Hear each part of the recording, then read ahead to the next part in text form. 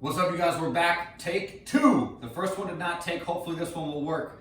All right, we're beginning with the warm-up. I know, that's crazy. We're beginning with the warm-up. Nuts. We're going for 5 minutes. We're going to start with no arm sit-ups. We're going to sit on our butt, put our arms across our chest, lay down until our shoulders touch, and then sit all the way up at the top. Okay? After that, we're doing hollow rocks. So I'm going to lay down, put my arms up overhead like so. I'm going to lock my knees and point my toes, squeeze my belly, squeeze my butt, lift my shoulder blades up off the ground. Okay, and then I'm rocking forwards and back. So notice that it's not a very drastic range of motion. I'm not going way back and then way forward. My legs are never way up in the air. It's just a slow, hollow rock. Maybe that's where the name comes from, that it's a hollow rock. Nice and slow as you go through those, you guys. Next is a plank extension. So we're on our hands and our feet. We're gonna go right arm, left leg, and then left arm, right leg. Okay, nice and slow. If that's too much or you feel like it's just a little intense for the warm-up, then go onto your hands and knees, extend, touch knee to elbow underneath you, extend, and then switch sides. Bam, easy. Last is jumping squats. If that feels too aggressive for the warm-up, then just do regular squats. If you're gonna do jumping, that's what they look like. Very straightforward. The workout today, we got 5-minute rounds. So, the way that this thing's gonna function is that each 5-minute round begins with a whole bunch of push-ups plus a hip tap each side. So, we a lot of times do push-ups just in big sets and it's just like one after the other, we're repping them out really fast. Today we're gonna have to slow down a little bit. So this is gonna add some significant challenge to them in addition to the quantity that we're looking at. So each 5-minute workout starts with a set. The set size will decrease from 5-minute round to 5-minute round. But once you get done with your push-ups, you then begin to cycle through some other movements. So the push-ups are just the buy-in. So we're gonna do a push-up plus a hip tap on each side. Push-up, hip tap left, hip tap right. Push up, hip tap each side. Once you get through the set size of those, okay, the equipment version, we're gonna be doing dumbbell hang, power cleans, and V-ups. So I stand up, grab my dumbbells. Hang position means that I start just above my knees. I'm gonna use my legs and hips to get the dumbbells up to my shoulders, okay? Come back down to my hips, lean into that hang position, then open my hips and come up to my shoulders, all right? After that, V-ups, I lay on my back, arms up overhead, try to keep my legs locked out, come up and touch my toes, all right? That's the first one. So then you rest for 2 minutes, and then the second 5-minute workout, a few less push-ups plus hip tap each side, and then you get into some single dumbbell goblet squat cleans and the crowd pleaser, the burpee. All right, so the squat cleans are kind of weird.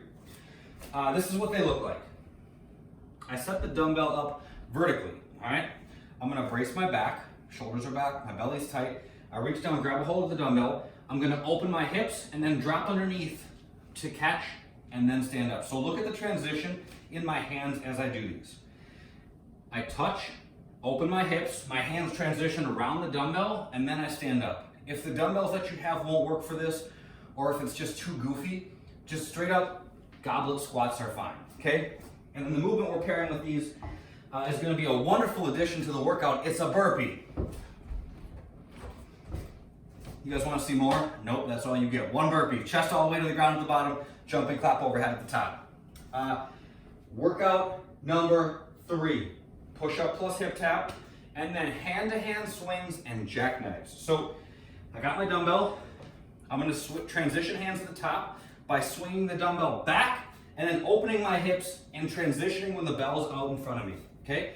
So as I swing, despite the fact that the dumbbell's only in one hand, I'm trying to resist this kind of twisting motion as I go. I'm trying to stay square throughout my set, okay? If that's too much, feel free to use both hands and just do your swings like so. If you're having trouble, if like the single or the double-handed swing feels too easy, but you're a little sketched out on the transition, all we're really doing there is that when I swing up, my other hand is coming up and over the hand that's holding the weight, okay? So then I just grab it with that hand, swing back, open my hips, free hand comes up, grabs the weight, and then I swing back and forth, nice and easy. And then jackknives like a one-sided V-up. My right hand comes across my body, touches my left foot, then my left hand comes up, touches my right foot, back and forth. That's the equipment version. The body weight is gonna have a lot of parallels, but there's a few things that are different.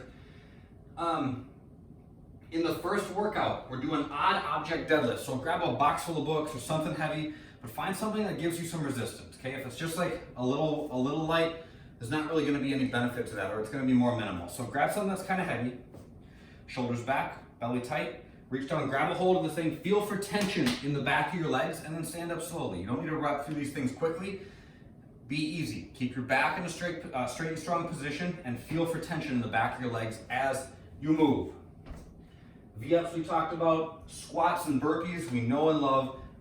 Jackknives we talked about, jumping lunges. If jumping lunges are too much, just step out and step the transition. If jumping lunges feel good, then you can jump the transition back and forth. Make sure that you guys aren't stepping your feet in a straight line as you lunge, but that you're stepping out a little bit. Okay, that's always a good way to maintain your balance in the bottom.